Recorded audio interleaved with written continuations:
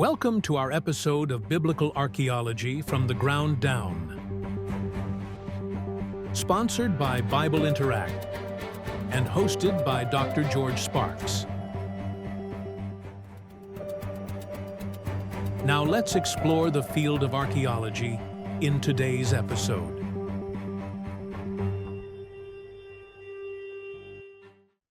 Welcome, everybody, to today's podcast. This is Biblical Archaeology from the Ground Down. My name is Dr. George Sparks, and with me today, I got author Mr. Stephen Dabbs. The special book today that we're going to talk about is When Demons Surface. It's going to be fascinating. I know what you're going to ask, but George, aren't you an archaeologist? And I was talking to Stephen earlier about how every really cool scary movie, you think of Indiana Jones or The Mummy Returns, or even The Exorcist back in the 70s. It always starts with an archaeological dig, doesn't it? Absolutely. With that in mind, let me tell you a little bit about Stephen. He's a chaplain, he's a pastor, a life coach, and an author of the book, When Demons Surface. Now, something about the book, it has true stories of spiritual warfare with a total of 17 chapters. Now, I'm telling you there's 17 chapters because we're only going to talk about 2 today. And I think that's going to be plenty. But I got to entice everybody to go buy the book. Number one, I bought the book, I read it, and also I got the audio. So if you're busy and you're stuck in traffic, just get the audio and play it, and you won't regret it. Okay. Stephen is a retired senior military chaplain in the United States Air Force with over 35 years of experience in pastoral care. Education, he holds 3 degrees, a Master's of Divinity, a Master's of Military Art and Science, a Bachelor's of Arts in Biblical Studies. He's twice served as a congressional advisor. After retiring, he continues his work as a counselor, a consultant, and a life coach for young adults, leaders, and veterans. He authored the book, When Demons Surface, in which he shares his personal encounters with the demonic activity and discusses spiritual warfare from a biblical perspective. Now, Stephen, if you would, could you give us a little bit about your history? You know, what led you to be a Christian, a chaplain in the military, and also to write this book, When Demons Surfaced? Dr. Sparks, I grew up in a Christian home, but I tell people it wasn't really a biblical home. And so, pretty much I remember I stopped going to church probably around the age of 11. And then I wind up getting, when I was 16, a job at a local restaurant with my best friend. And so he after a number of attempts, he convinced me to start going to church with him, and I turned him down every week. And he was my ride to and fro work, and so I had to listen to his offer every Saturday night. And he finally convinced me to go to church because he said that's where all the high school girls go. I said, well, why did you tell me that in the first place? Count me in. And sure enough, I go to church. He picks me up. We go to church on Sunday, and lo and behold, many of the high school girls are there, and I'm in Disneyland. I would say shortly after that, the best way I can describe it, I felt like God was calling me back to my childhood faith. And you would think that most people would be impressed by that. To me, I was annoyed. And I remember one Saturday, I was getting ready to go to work, and so I thought it was high time to have a talk with God about, this wooing me back to the faith. And I remember shutting my bedroom door, and I pointed my hand towards heaven like this. And I said, hey, if you want my soul, here's the thing I'm willing to give up. And I listed a number of sins, just like this. I remember did it just like yesterday. And I said, but I reserve the right to chase girls. And I said, now you think about that. And so, I stormed out of my room, slammed the door behind me, and left God in there to think about it. And so that was the extent of my theology at the time. And so I remember coming home that Saturday night. I took a shower, laid my clothes out for church the next day, and went to bed. And around 3 o'clock in the morning, I had a vision. And so the way I know that it was 3 o'clock is that I kept a clock on the other side of the bedroom. So that way, when the alarm went off, I wouldn't miss the bus because it required me to get out of the bed. And in this dream, I'm in a sexual activity with a young lady. And all of a sudden, the girl disappears, the bed disappears, the floor opens up like a trap door, and I'm awakened. I fall into a lake of fire, and I'm awakened by my tormented screams. And so, just imagine, 16 years old. I didn't even. I thought they talked about hell, but I didn't think I would go to hell. Um, and I remember vividly seeing the flames, and more tragically for me was that hearing my tormented screams. I heard myself burning up in the flames, and for me that was post traumatic stress, and I got the message loud and clear from God: no deal.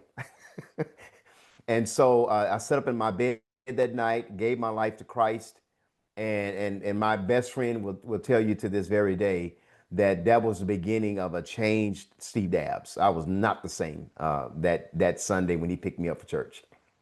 That's interesting. So, first of all, you're trying to cut a deal with God. That's, that kind of, now wait a minute, that kind of sounds like Abraham and Lot. The angels show up and he says, well, what about 50? No, what about 40? What about 30? Works it down to, I believe, 10. But I guess the answer was no. Well, we know the end of the story, but there was an arrangement at the end. Lot and his daughters were preserved. So, fair enough. How did you become a chaplain in the military? I joined the military right out of high school when I was 17, and Army Reserves. And I remember being a sophomore in college, and right before Thanksgiving, we got called up. Our unit got called up to activated, and we were activated and had to serve in Desert Storm. So I remember getting there in the middle of the desert. A chaplain came into our battalion, and he did not have a chaplain assistant. And so by that time, everybody in the military knew I was a very devout Christian. I mean, I was a devout teenage Christian, well beyond my age. And what people did not know is about that vision I had that pretty put me on the straight and narrow. And so when my commander, knowing that I was a very devout Christian, thought I was the perfect person to serve as a chaplain assistant to this chaplain who came into our battalion in the middle of the heart of the desert. And so when I served with this chaplain and I saw how hard he worked, and I actually looked up at the beautiful Arabian sky and I made another vow. I told God I will never become a military chaplain. So you can see a pattern here in my earlier years.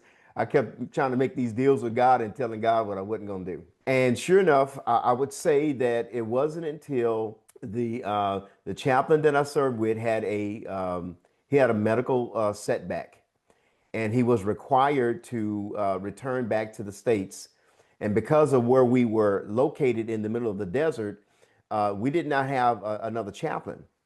And so Sunday morning services were planned. And guess what? I was the next man up.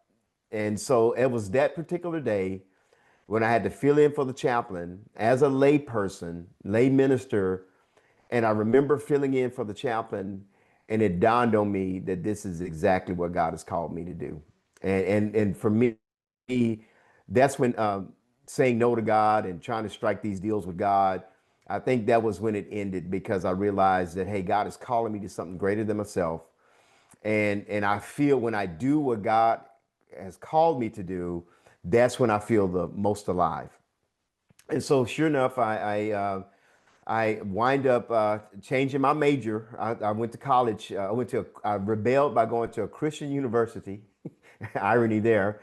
And I took up initially computer science and electrical engineering technology. And shortly, when I returned back from Desert Storm, I actually went full-fledged biblical studies. And so I took advanced courses in Greek exegesis, etc., and then wind up graduating there and going to seminary, and became an Army chaplain candidate. And when I finished up seminary, I went into the Air Force as a active duty military chaplain. So I spent 10 years in the Army Reserves, I think that prepped the way that prepped the journey for me to become a active duty military chaplain in the Air Force. And I tell you what, it was the best decision I could have ever made. Okay. Well, that sounds very fascinating. That when you went into the reserves and then you ended up full time. What they call Absolutely. that permanent party. Yes.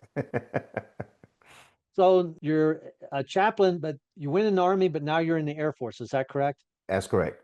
Okay.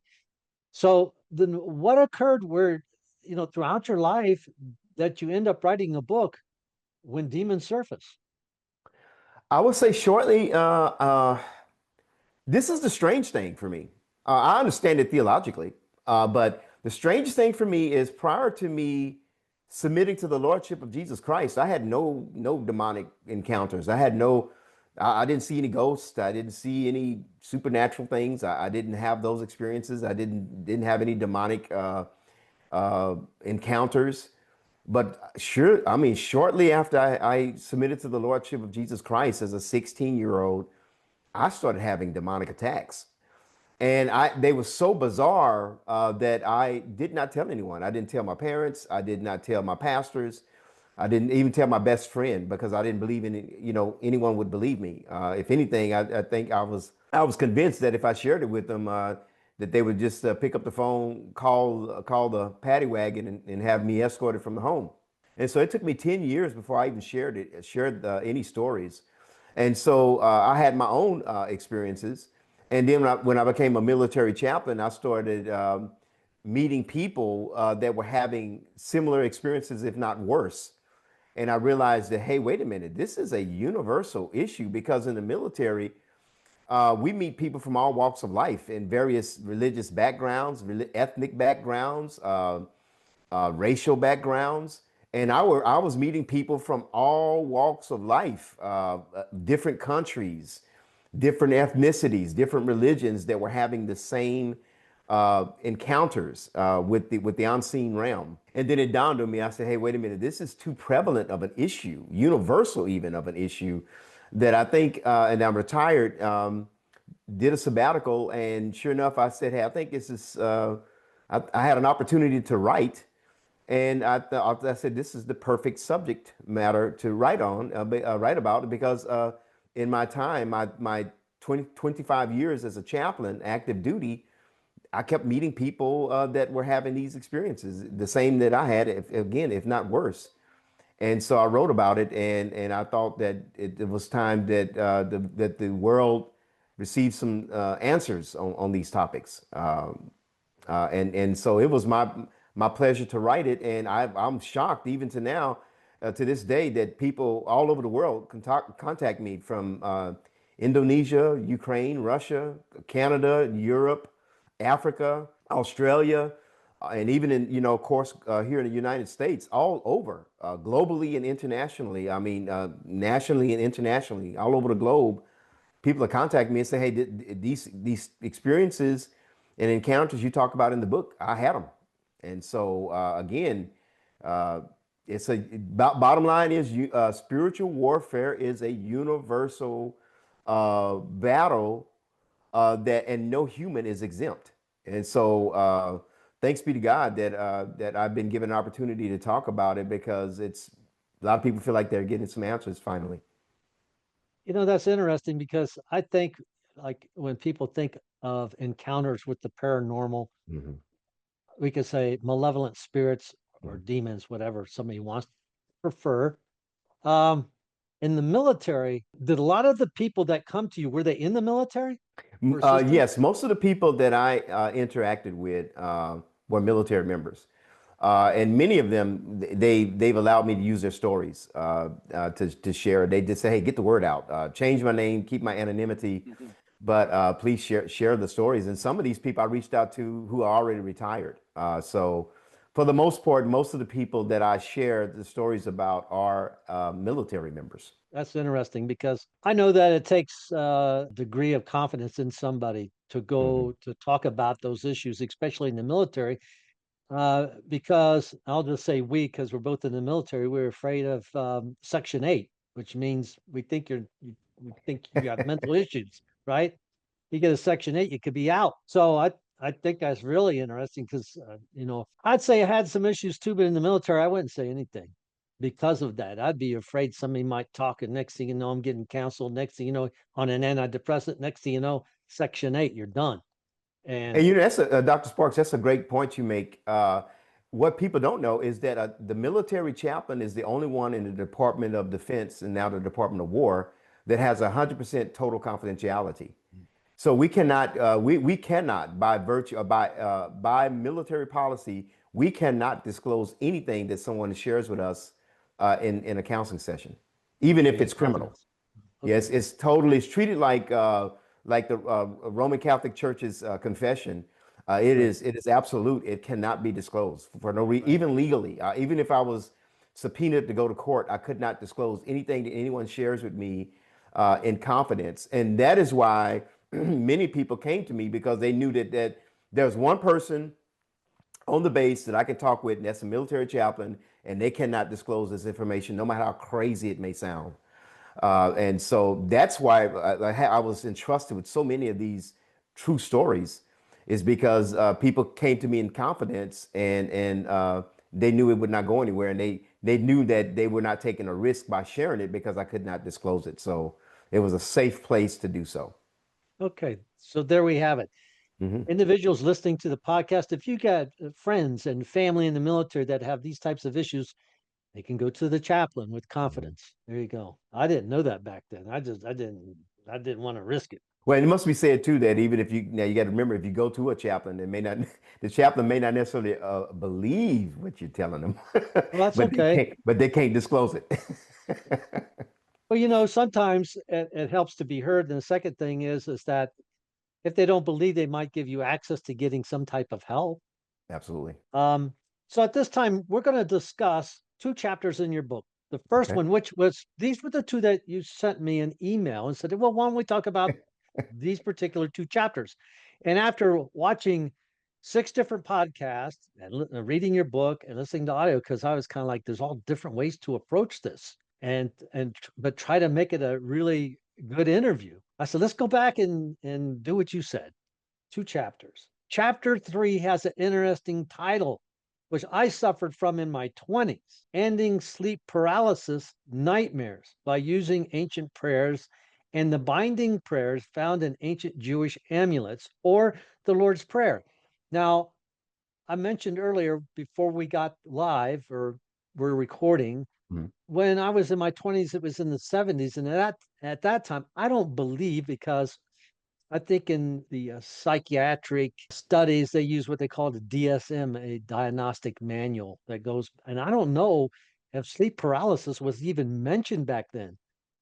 And if you can't give something a name for your pain, then how do you deal with it? It's like having a strep throat, but not knowing how to say strep throat. So with that in mind, chapter 3, ending sleep paralysis and nightmares. Help us out with that.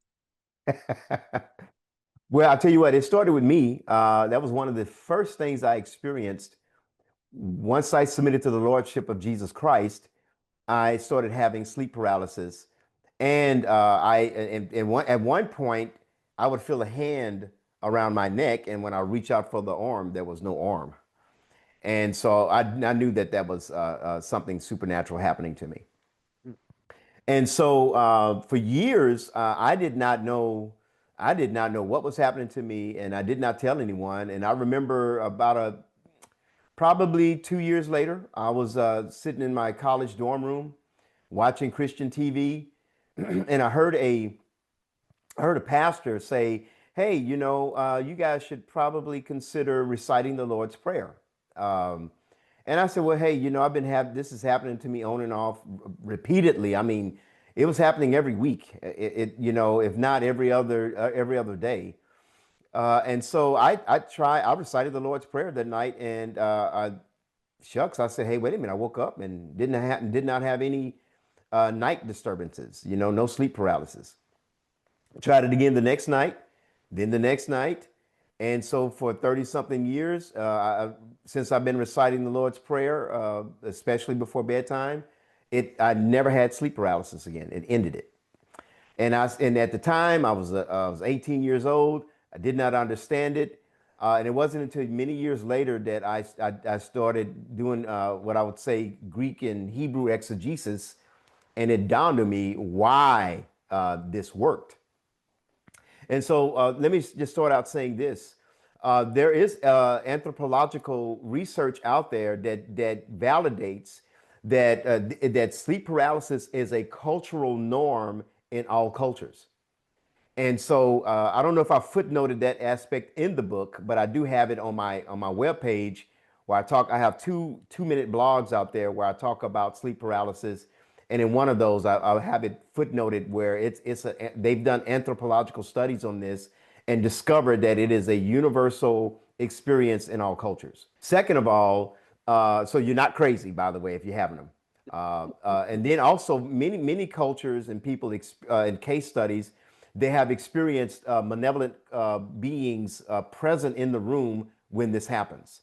So fascinatingly, some cases it happens, but it's it's invisible forces.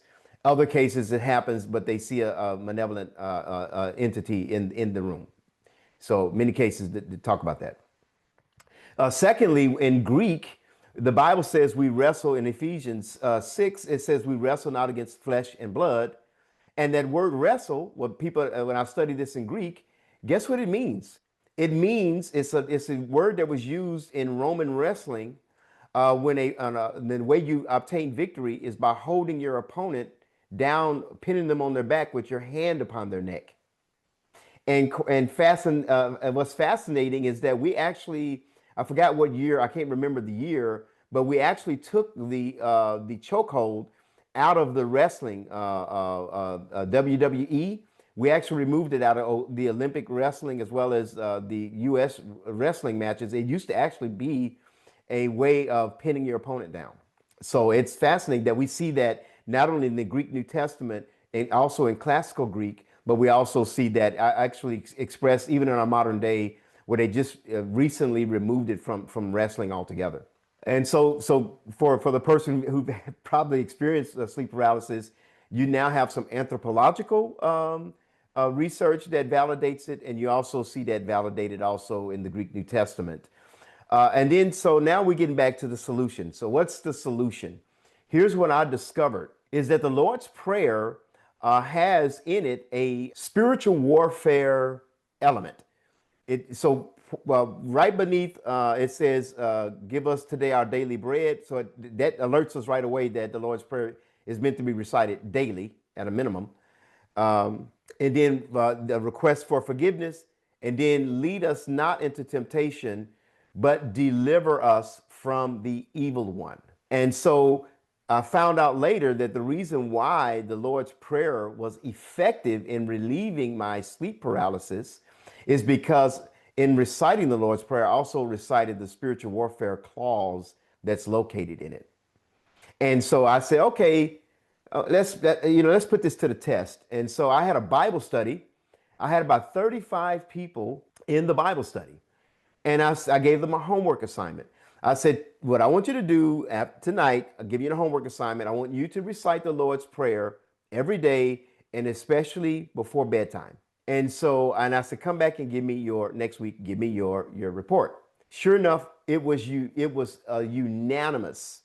That week, people said that they did not have any nightmares that week.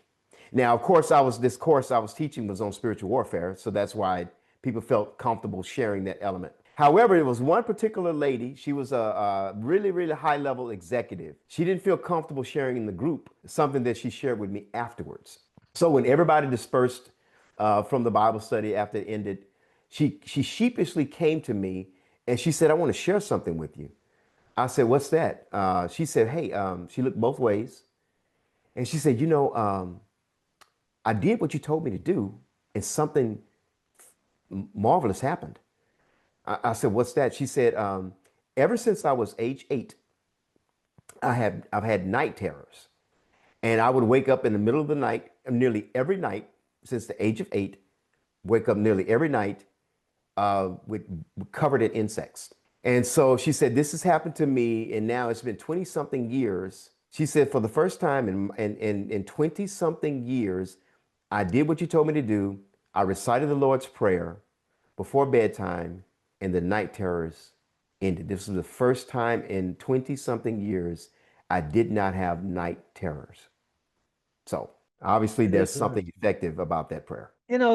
that's a good point. The Lord's Prayer. There's a part of it in the Lord's Prayer that it says that He leads me by still waters.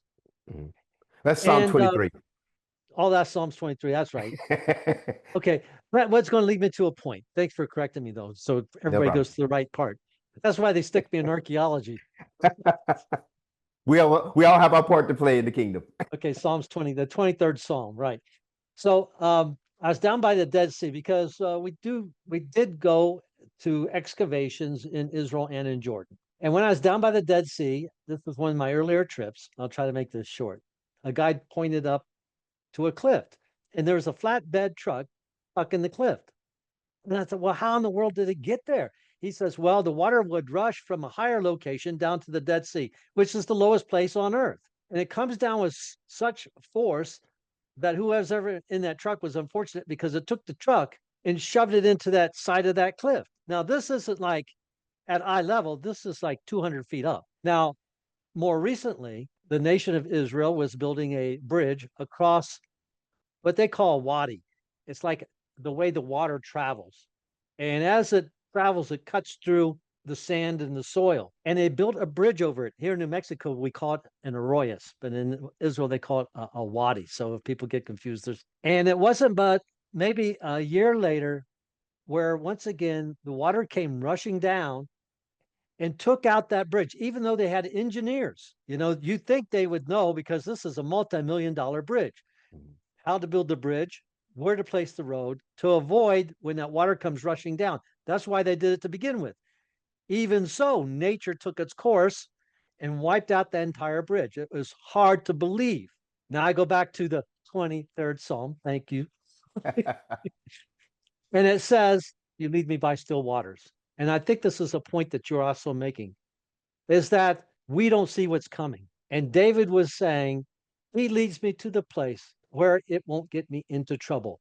Amen. I stay in a safe place with the Lord. Why? I don't see what's coming. That's right. So he leads me by still waters. And I think sometimes when we travel and we go into the terrain features where they actually wrote these scriptures, we kind of get an idea of what they were talking about.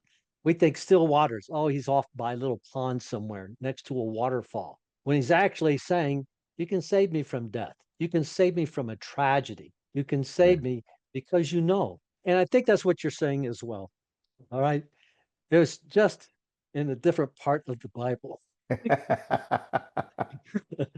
All right. Let's go on here. I think no matter what anybody's religions or where they're from, we have a curiosity about the unseen realm in the afterlife. I think everybody has that, which leads to, you could think, the paranormal, the books, the movies, the documentaries. And here in the United States, it is a $1 billion industry, $1 billion. So with that in mind, it is or has become intriguing, enticing to individuals. Some participate in ghost hunts, some experiment with tarot cards, and some go further with Ouija boards. Now, what do you think are the implications of those things? I would say that speaking from a biblical perspective, in my experience, and I write about a lot of this in the book, I discuss various cases on these. Anytime you take an avenue of trying to seek God in a way that is not prescribed or in the Bible, then you're at risk of dealing with malevolent beings. And so that has been my experience. And also the experiences of the people that still continue to reach out to me on the matter, whether it's trying to use a medium to talk with, or tarot cards or Ouija boards to communicate with the spirit world. Of course, these things are forbidden in Scripture. I think I know why we do it. King Solomon, the wisest man that ever lived, pretty much says that all of us are born with eternity in our hearts. So there's a God-shaped void in all of us, and we try to find various ways to fill that void. And I believe that there's an element in us that's eternal because we are spirit living in a body, and I believe we yearn to connect with the eternal.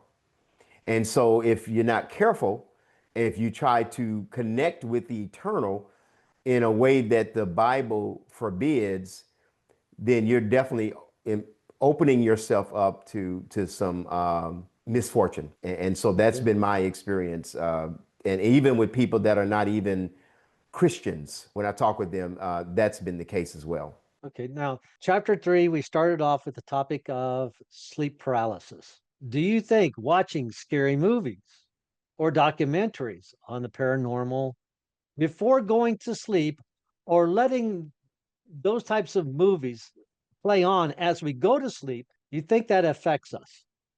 Absolutely. I have stories of that.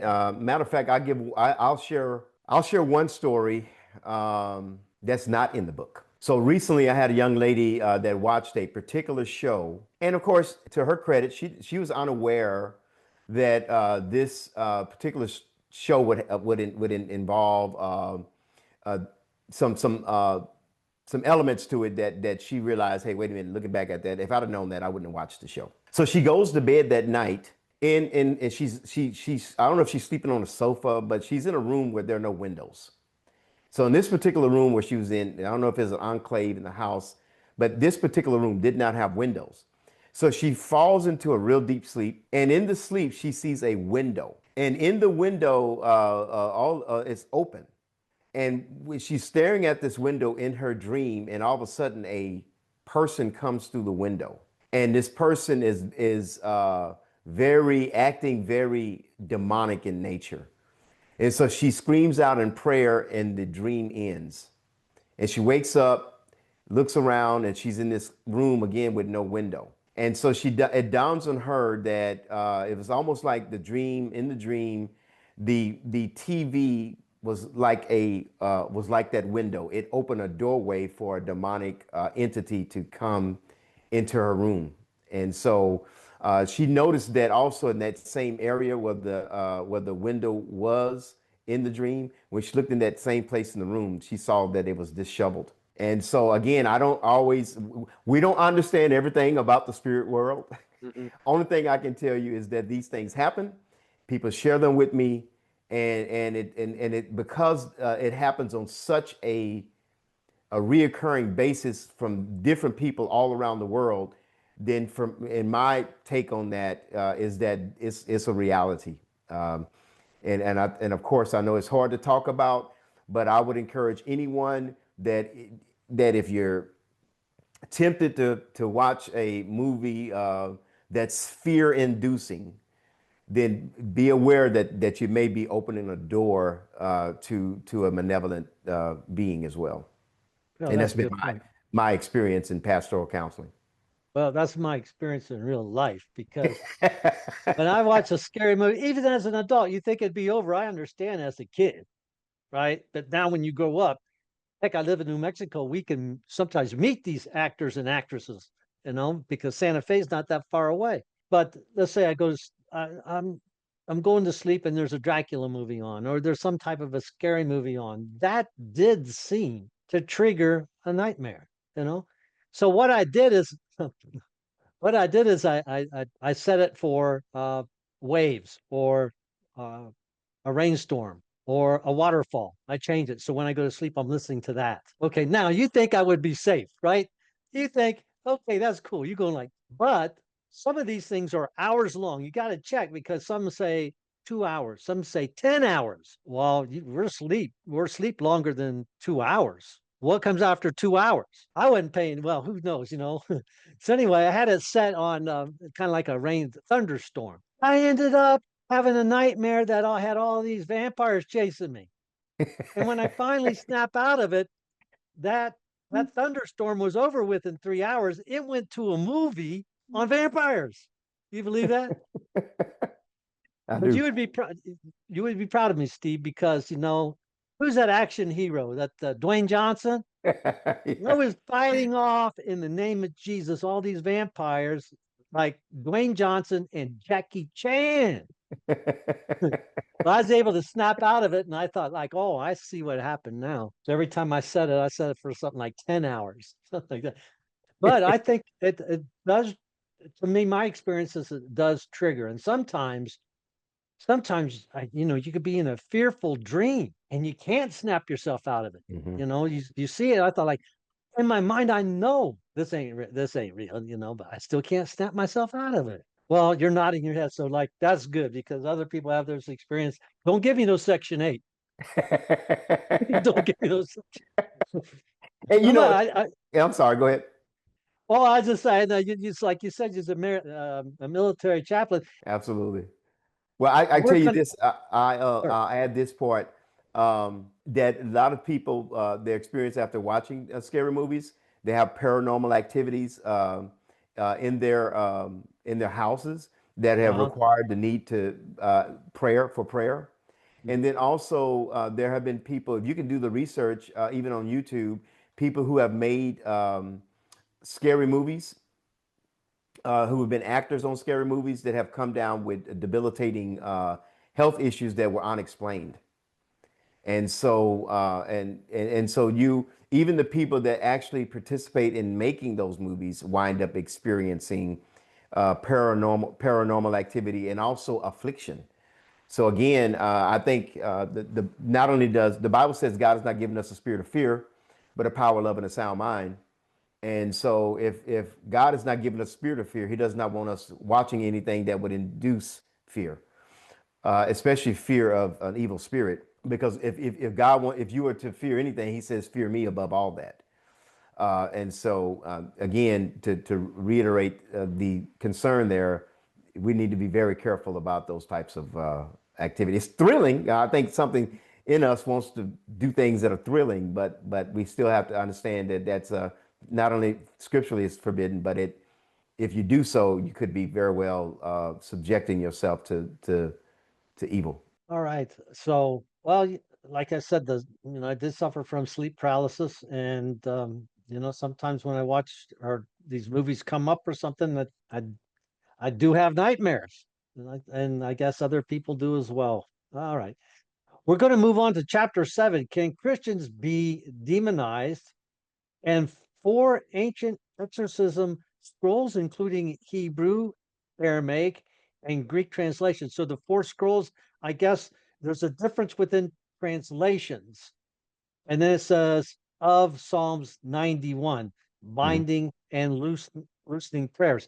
Now I was raised Lutheran and went to Methodist church as well. Nobody talks about binding and loosening prayers there. So for the listening audience, just in case, what exactly is binding and loosening? If you can start gradual and kind of like pick up on it.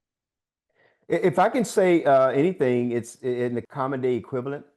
Is that let's just suppose that you have a burglar in your home, and you call the police, and what the police are going to do, they're going to come there, and more than likely, after they read him his rights, they're going to put him in handcuffs. They're going to bind him, and they do that to ensure that he's no danger to anyone, to them or anyone else around them.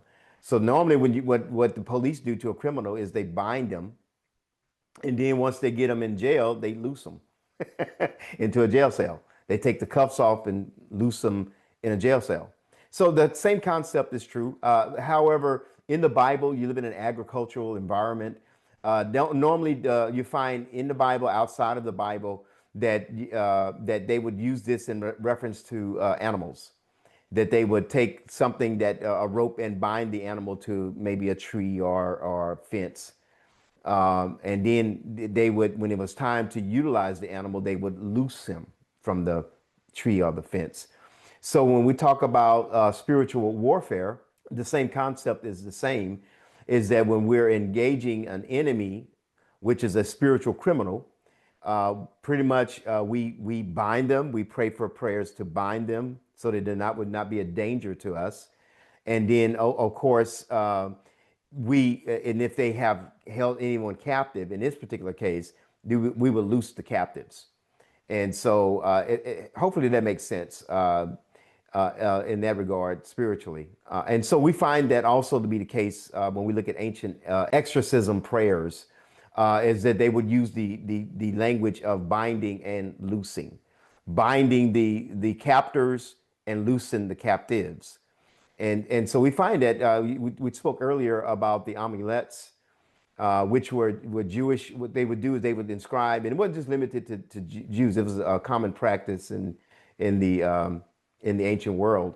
Is that what they would do? Is that if they were being visited or oppressed by an evil spirit, they would actually write a prayer on a clay tablet of some sort, and they would write a prayer to kind of ward off the evil presence. And so some of them would wear them as necklaces. Some of them would affix them to their homes. And what they found out in your study, your field of archaeology, they would find them actually buried under the homes.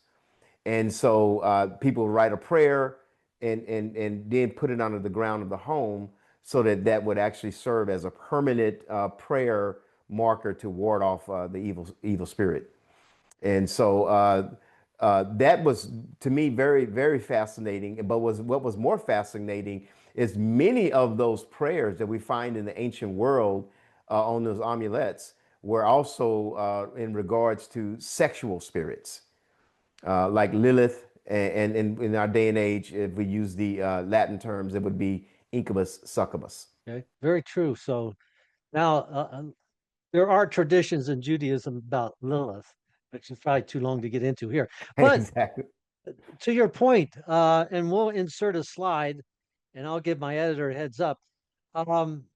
There's a location in Israel, just it's very close to a church, just down below a church, off of King David Street, and it's called Kitov Hinnom. You heard the Valley of Hinnom, the valley south of Jerusalem.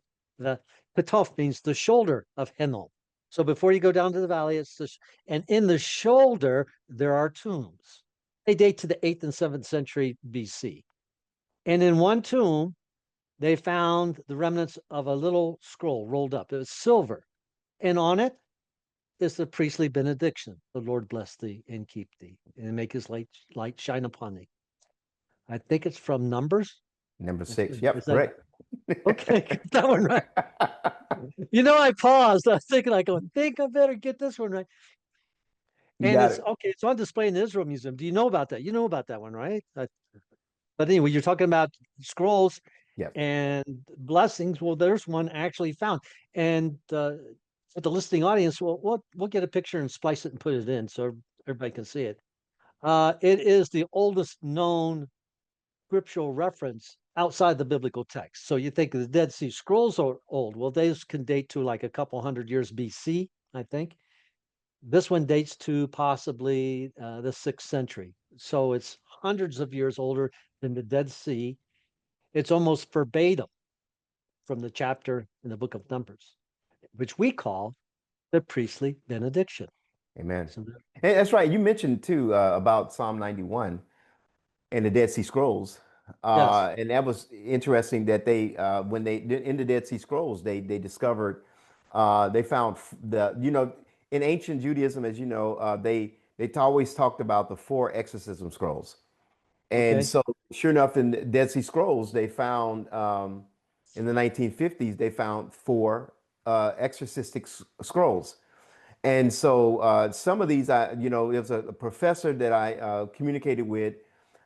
He was Craig Evans, Dr. Craig Evans, and Mhm. he did the translation, and he wrote a PhD article on it that I had the chance of reading, and I was fascinated by it. And I asked him if I could utilize it in my book. And so in it, bottom line is that the first 3 Psalms that they were not really that readable, but interesting. One of the exorcistic Psalms was Psalm 91, and so Psalm 91 was used in ancient Judaism, and I don't know if it's still today. I had to speak with my rabbi friends and colleagues to see if that's still something that's actively utilized in spiritual warfare today. But I do know that in the ancient world it was prevalent, and they believed that it activated the powers of protection whenever they recited it. And so it's interesting that when you look at the Aramaic translation or the Targum, it actually is very, very clear in verses, especially in verses 5 through 6, that they're talking about demons. So there was a guy, the late Dr. Michael Heiser says that in Hebrew, many of the words sound like gods. It's a play on words in a sense that they're talking about deities. In the Aramaic, well, which is the Aramaic translation of that, it's very clear that they understood that to be prayer against demons. And so, but a lot of people debate the year of the Targums. Were they BC or were they AD? And so one thing that's very clear is that when we look at the Septuagint, which is the Greek translation of the Hebrew Old Testament, it's very, very clear in that 300 years before Christ, that even in that translation, it's rendered to be demons. And so that's what I found to be fascinating when I analyzed it in Hebrew, Aramaic, and in Greek, that it was very, very clear, in especially Aramaic and Greek, that they understood, years, centuries before Christ, that they were talking about demons, and which were their greatest adversary. And so that is why in ancient Judaism, it was not only considered an exorcistic psalm, it is actually found in the Dead Sea Scrolls among other exorcistic psalms. Interesting. Let's see, continuing with the question, can Christians, Jews, Muslims, Buddhists be subject to, suffer from paranormal harassment, immortal, macabre, malevolent spirits? Absolutely. I would say that spiritual warfare is a universal war in which no human is exempt. And so the Christians would say, yes, that's true. But we're safe because we got Christ, and he's the supreme authority. And it's true that Christ is the supreme authority, but the Christ is also the same one that tells us that we are to recite a prayer to be delivered from the evil one. And so no one, again, I repeat, it's universally, no human is exempt from spiritual war.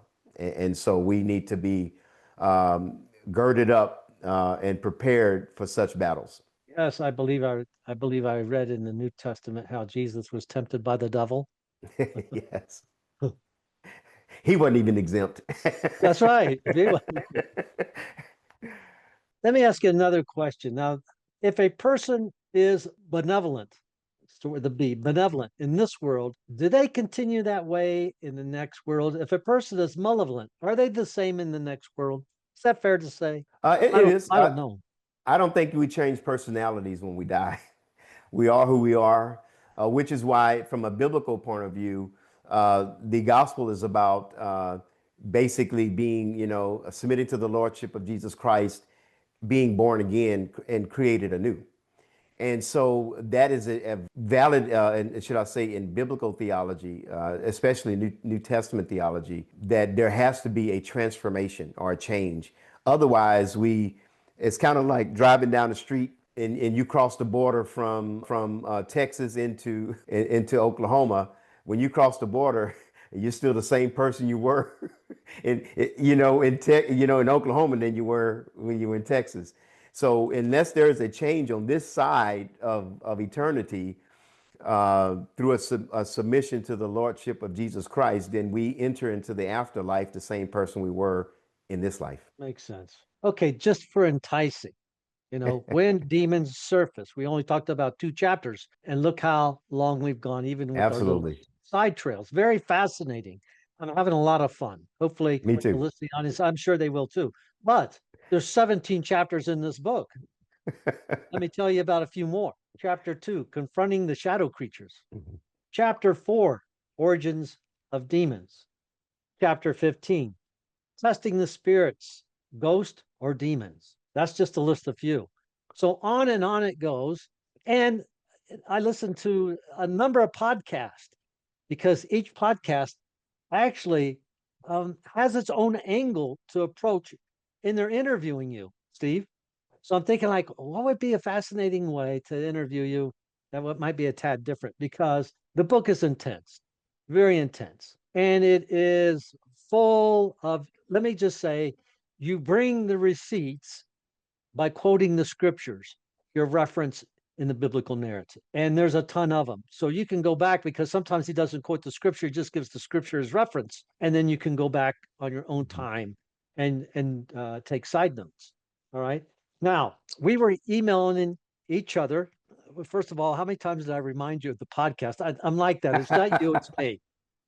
I said the date and the time and the connection to the Zoom, the date and the time. And I was looking how many, I was scrolling like this. I go, man, what's that word? I'm a nuisance. I know you're wanting to ensure that this is such an important, podcast. And we want to make sure that we're here and ready and able to go. Well, I wanted it to happen because in your other podcast, your other interviews, and then you mentioned it to me, and I mentioned it to you because I heard it in your podcast, was an individual, a medical doctor named Richard Gallagher, who is a psychiatrist who assists Catholic priests in, you could say, in determining whether somebody moves forward into being going into the ceremony of exorcism, or whether they can be treated in a psychological evaluation. Is that fair? That type of assessment. All right. I had Richard Gallagher on the podcast a couple weeks ago, and man, did we have problems. I set up a half an hour early, checked the microphone, checked how strong my signal is for the Zoom. Hopefully nothing happens. He shows up on the monitor, no sound. He picks his phone up. I got his phone number. I call him. Nothing but echoes. Everything back and forth was echo, echo, echo, echo, echo. Him and me both. I said, this is not working. I mean, as far. And while I'm talking to him, or he's talking to me, I'm looking at my monitor, and I'm not trying to be rude. I'm checking all the little icons to make sure everything is set right. Still nothing. And we were talking about probably ending the podcast and coming back. Now he was praying on his side, and then I had my little prayer warriors here that you don't see, and they're on the other side, and they were praying, and I'm busy doing my part, trying to get this situated here on my computer just in case. And all of a sudden, the sound comes back on. So we had our podcast, which led me to a discussion with you. I sent you the email. I called this bloopers or demonic interference. You be the judge. Because that's how when we ended the podcast, the editor for me saw that, and he was going to cut it off, trash it, and just do the podcast. I said, whoa, wait a minute. Let's put it at the end like bloopers, or is it demonic interference? Let the people be a judge. Okay. Now, Dr. Gallagher, he said he's had this before. He believes it's demonic interference. I never had it on my program ever, ever, ever. I mentioned this to you, and I sent you a copy of that podcast. And then you returned an email which surprised me, that you mentioned that you had similar occurrences. Mm-hmm. At this time, if you would, could you tell us about those? Oh yeah, I've had the pleasure of really sitting down and being interviewed by wonderful professionals like yourself. And one was the renowned journalist Janet Parshall. And I remember the day we sat down to do the interview, radio broadcast, and lo and behold, couldn't get anything to function. And the engineer called me. He says, look, he says, for the first time in 25 years, our whole studio just shut down. Mm-hmm. And so he says, I'm going to need to reschedule with you for another time. And so we literally had to reschedule the broadcast because for the first time in 25 years, the studio shut down. He's never had that happen before. Another time I interviewed with a Canadian pastor, and everything went great. I mean, the microphones worked, the cameras worked, everything worked perfectly until the day he decided he was going to share the broadcast, the interview with his congregation. And he said everything shut down. None of the multimedia would work. He was all the way down to the backup of the backup of the backup, which were on cassette tapes, and the only thing he could do was really low quality audio at that point. And so the reality of it is, and I warn people, is that anytime it's one thing to read about demons, it's quite another one when you start wanting to talk about it or expose it.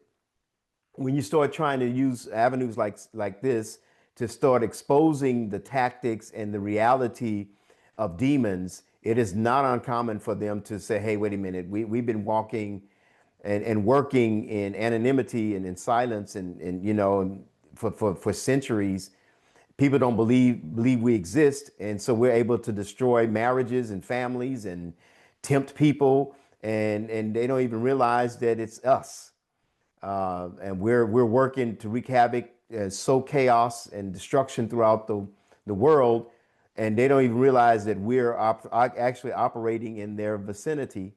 And so, if somebody's going to start raising awareness of that, sometimes they will attack that. They will attack and war against that effort. That's interesting. That's one thing to hear about. It's one thing to read about. It's another thing to experience. Even though, like you're saying, that maybe I said that wrong, as to experience it when we are experiencing it, whether we're aware of it or possibly we admit it or not. But it was fascinating. It's an experience that I had a couple of weeks ago. I mentioned it to you. You mentioned that you also had experiences like that. Wow. Stephen, thank you very much for being on this podcast. I really appreciate it. You're so easy to talk to. It's a lot of fun, and I do recommend this book. Now, remember, my field is archaeology, so I still, thought that the book "When Demons Surface," "When Demons Surface" by Stephen Dabbs. It's a wonderful book. Like I said, 17 chapters. We could only cover a few things. Stephen, if you would, I'm going to go over these chapters again, look over a few more podcasts out there, and maybe look up some different topics and ask you back. And then I'll send you maybe a chapter and say, hey, let us talk about this, or maybe, and maybe I can find something in your book where I can incorporate artifacts and I can pull them out of a museum vault, and you can tell us about if we can find a connection. That might be a And lot of fun. it would be fun. Let's see, let's do something a little bit unique in the thing. If I can bring some artifacts in and you can tackle it on your angle, and I'll do something from my angle. Let's see what happens. All right. Hey, Okay. consider me. That sounds like fun to me. All right. All right. So there we go, people. So stay tuned. And this is Biblical Archaeology from the Ground Down. My name is Dr. George Sparks. And here we have Stephen Dabbs. When Demons Surface, you can buy the book just like I did, but also audio. Either way, no excuse. Go out and get it, because read the book, because when we come back again with Stephen, we're going to have more to explore. Thank you for your time. Absolutely. Thank you.